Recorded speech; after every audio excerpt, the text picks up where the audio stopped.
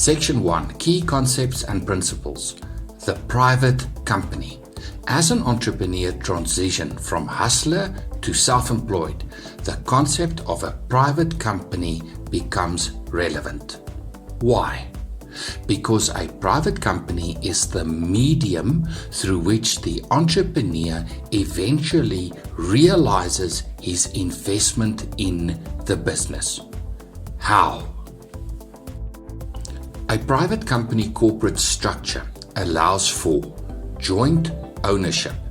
At inception or at a later stage, the business can be owned by any number of parties. Separate legal status. The business becomes a separate legal entity that can generate its own income, own its own assets, take on debt, and enter contracts on its own behalf. Develop into an asset of value. The business can develop into an asset of value for its shareholders. More on this a little bit later. The regulatory process of setting up a private company differs from country to country, so it's important that you get the right information of how to go about registering a company in your jurisdiction. A good accountant will be willing to assist you. Let's start by looking at the different role players. The private company. The private company is a separate legal entity. It can enter into agreements with other entities on its own behalf. It owns its own assets and liabilities. It produces its own income and may distribute profits to shareholders. It has its own bank account and pays its own taxes. The shareholders. A private company is owned by one or more shareholders. Shareholders may be individuals, natural persons, or other entities, including other private or public companies, trusts, and even governments. An individual shareholder may also be a director of the same company, but this is not necessarily so. The director or directors. The directors of a company are its representatives. The directors are responsible for the management of the business and ultimately accountable to the shareholders of the business. In most cases, an entrepreneur starting out is both the sole shareholder and director of the business. Legislation in each jurisdiction determines the rights and responsibilities of directors and shareholders. It's important that you understand these requirements as you take on these roles. The employees. The employees are employed by the company. Often, a director will draw a salary from the business as an employee. We will get to this in a moment. How to capitalize a business. When an entrepreneur decides to operate a business as a private company, the first order of business, after complying with the regulatory requirements in your jurisdiction in setting up the corporate structure, is to capitalize the business. Up to this point, the business is an empty shell with no assets. At inception, most businesses are capitalized in one of two ways. Shareholders' equity. A business founder invests money in his own business in exchange for an ownership interest in the business. The ownership interest takes the form of a shareholding. At inception, the business might issue 100 shares worth $100 per share. Let's say the founder of the business invests $10,000 in the business and therefore receives 100 shares at $100 per share, making him the sole shareholder of the business. Immediately after this, the business has $10,000 in its bank account. an asset on its balance sheet, and the founder has an asset in the form of equity or shareholding in the business. In a sense, the business owes the investor. The expectation of the investor is that the investment will grow in value so that he can one day realize his investment by disposing of his business interest. The investor wants to make a capital gain or profit from one day selling his equity to another party. But the investor can benefit in another way also. As a shareholder, the investor is entitled to dividends. The directors of a business may decide to distribute some of the business's after-tax profits to shareholders in the form of dividends. Shareholder loan. Another way of capitalizing the business is by way of a shareholder loan. This is very common amongst small businesses. The shareholder provides money to the business by way of a loan. This loan is usually an interest-free loan. The business then owes the money to the shareholder. The directors of the business can then repay the loan when circumstances allow. Immediately after this transaction, the business has cash in its bank account, an asset on its balance sheet, together with a liability in the form of an outstanding loan. The shareholder, taking on the role of a creditor, has exchanged money which it lent to the business for an asset in the form of a debtor, the business. Question: are you aiming at building shareholder value, or do you see the business as merely a machine to generate income for you? We will get back to this topic a little bit later. What is private equity? As founder of your business, you are also its first investor. At some point, you as director of the business may seek to attract other investors to your business. So understanding this topic is important for an entrepreneur. Later in this course, we will also look at how the directors of a business decide to invest in assets for the business. What is the point of investing? Investors seek two outcomes: capital gains and income.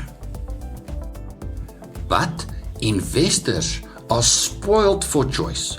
A universe of diverse investment options are available for consideration. How do investors choose, and why would investors consider your business as an option? Investors may choose to invest in different categories of investment options, also called asset classes. This is important to understand, so take note. There are four main asset classes: equity, property, bonds, and cash. Equity is another way of referring to the ownership interest an investor has in a business, or put differently, the shareholding of the investor in the business. Investors expect that the value of their equity in the business will appreciate over time, so the investor can one day sell this asset to another investor for a profit. This growth in equity is sometimes referred to as growth in shareholder value. How is growth in shareholder value achieved? In short, it is achieved when the business is managed in such a way by the directors that the value of the business appreciates, and in turn the value of the shareholding in the business. We will get back to this topic later. Property. as an asset class refers to fixed or immovable property, such as residential, commercial, industrial, or agricultural land and buildings. Investors in property expect that the value of the property will appreciate in time, allowing the investor to one day sell the asset and realize a capital gain. In addition, property owners benefit from receiving rental income from the property.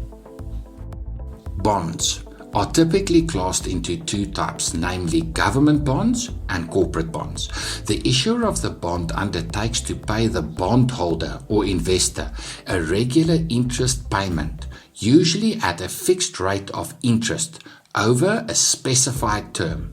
At the end of the term, the investor receives the original capital invested back from the issuer. Investors in bonds may hold the bond to maturity, the full term, or trade the bond by selling the bond to other investors. Cash is the last asset class and refers to cash in your hand or money in a deposit account with a bank. So where in this world of asset classes lies the equity or investment in your business? The ownership interest or shares in a private company is also called private equity and is a subcategory of equity as an asset class. Private equity is so called partly because there exists no obligation on the business to make its financial statements available to the public. The information contained in the financial statements of a private company is private.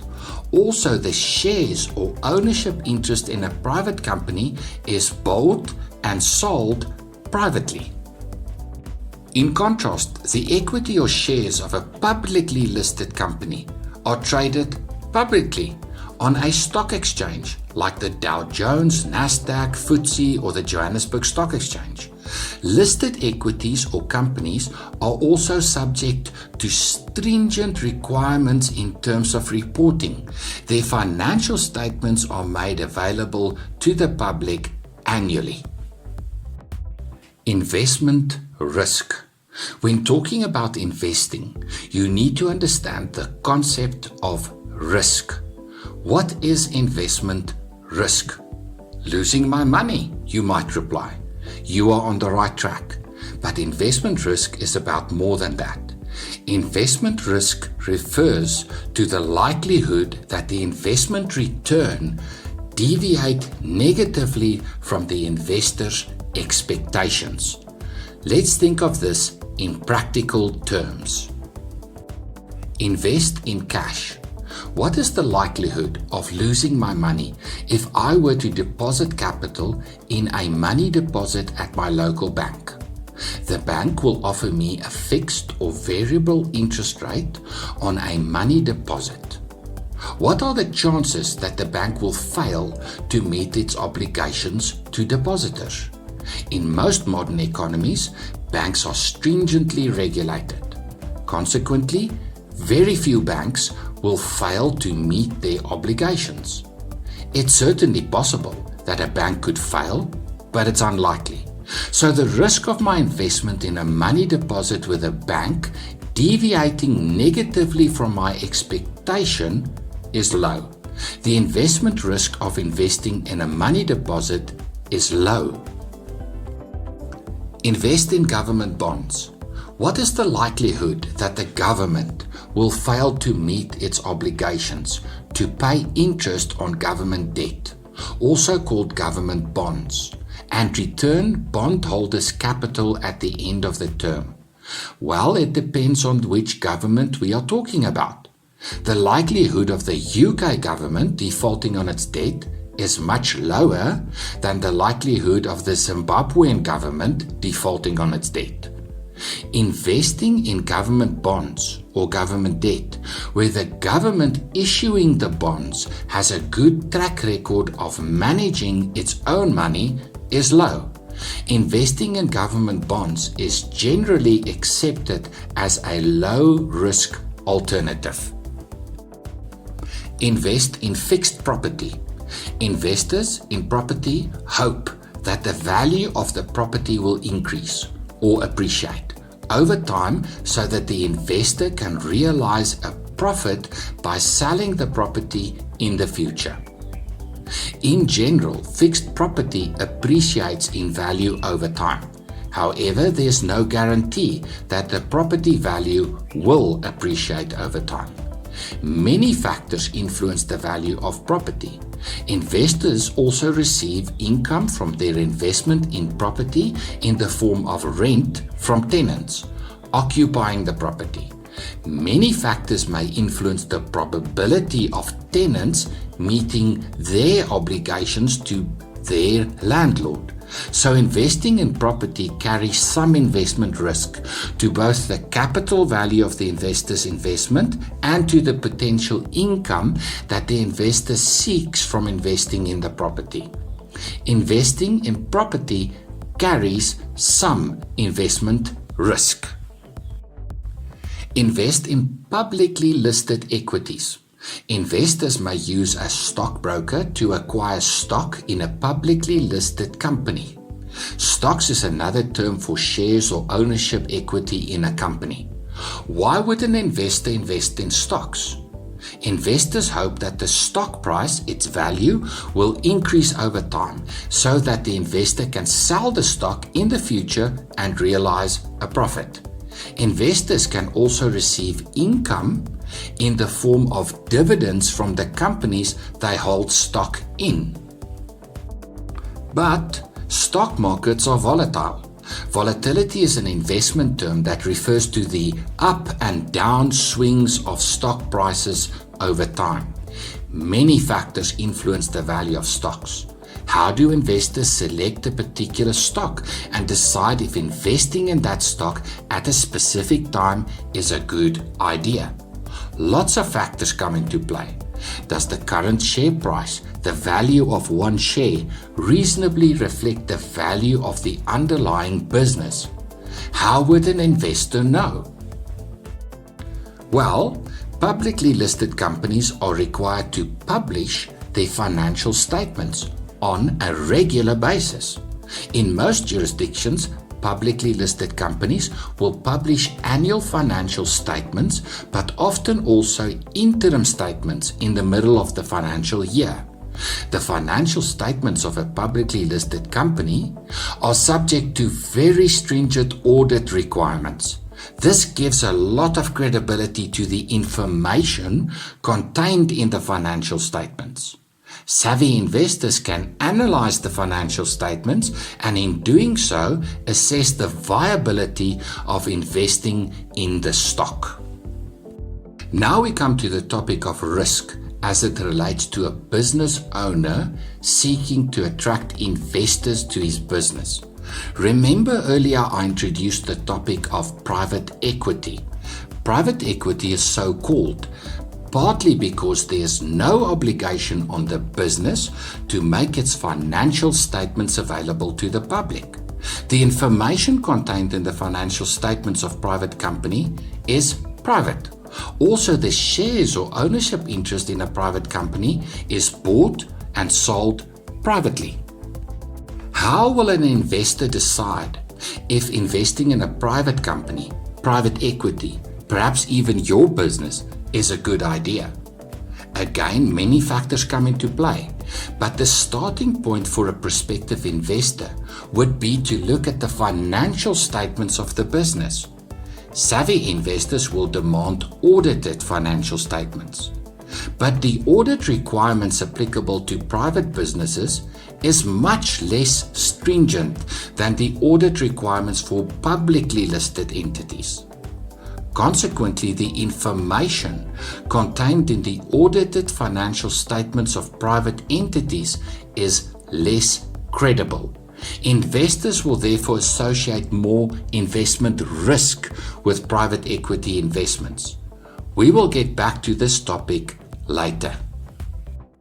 For now, I want to suggest to you that you can categorize the investment risk associated with each of the asset classes as graphically depicted here, from highest to lowest associated investment risk. But where will you find private equity? Private equity is regarded as higher risk than the other asset classes. Investment liquidity. The next important investment concept to address is investment liquidity. Investment liquidity refers to the ease and speed with which an investment can be liquidated, or put differently, turned into cash. Investment liquidity may be referred to as the investor's back door. How long would it take and how easy would it be if everything goes pear-shaped to sell out and get my money? Cash deposit. If I invested in a cash deposit at the bank and I want my money, I could simply go to the bank and withdraw my cash. Now, to be fair, there has been instances in history called a run on the bank, where depositors struggle to withdraw their monies. But this is very rare. In most cases, depositors can withdraw their monies immediately. So, cash deposits are very liquid from an investment perspective. Government bonds. In most modern economies, investors and government bonds trade in what is referred to as a secondary market, an exchange, where brokers trade on behalf of investors. To sell out takes little effort from the investor. Most of the time, selling takes only a few days, since the market for government bonds is large and many trades take place every day. Government bonds are relatively liquid in investment terms. Fixed property. The process of acquiring or disposing of a fixed property takes much longer. In most modern economies, ownership of fixed property is regulated by the state. The state issues a property deed confirming the ownership of a fixed property. The Deeds Office administers the transfer of ownership between buyer and seller. In most jurisdictions, this process is facilitated by attorneys, also called conveyancers. The whole process is costly and burdensome, taking many weeks and even months to complete. Property investments are somewhat illiquid compared to investment in other asset classes. Publicly listed equities. Trade in stock takes place on a stock exchange, a marketplace, where stockbrokers buy and sell stock on behalf of investors. In most cases, the process of selling is easy. The investor sends an instruction to the stockbroker to sell. Most counters, stocks, are sold within a few days. Publicly listed equities are relatively liquid as an investment class. Private equity. This is a different ball game altogether. Trade in private equity takes place privately between buyers and sellers. What's more, legislation in most modern economies prescribe that the seller of an ownership stake in a private company must first offer to sell his stake in the business to the remaining owners before selling to an outside party. Negotiations between fellow owners can take much time and delay the process of liquidating the asset for many weeks or even months. Liquidating an investment in a private company can be challenging. We will get back to this topic later. For now, I want to suggest to you that you can categorize the liquidity of each asset class as graphically depicted here, from highest to lowest liquidity. But where will you find private equity? Private equity is generally regarded as the least liquid of all the asset classes. The time value of money. Have you noticed every year you go grocery shopping? You must either spend more money for the same quantity of groceries, or you must make do with less groceries for the same amount of money. Why? Inflation, you might reply. and you would be right. But what does this have to do with business finance? Business finance is about the best ways in which to access and use money in terms of financing business operations, managing cash flow, acquiring assets, and realizing shareholder value. And how do you measure that? You look at the return on investment that you get from your money decisions. But it's a bit more complicated because you have a moving target. Let me explain.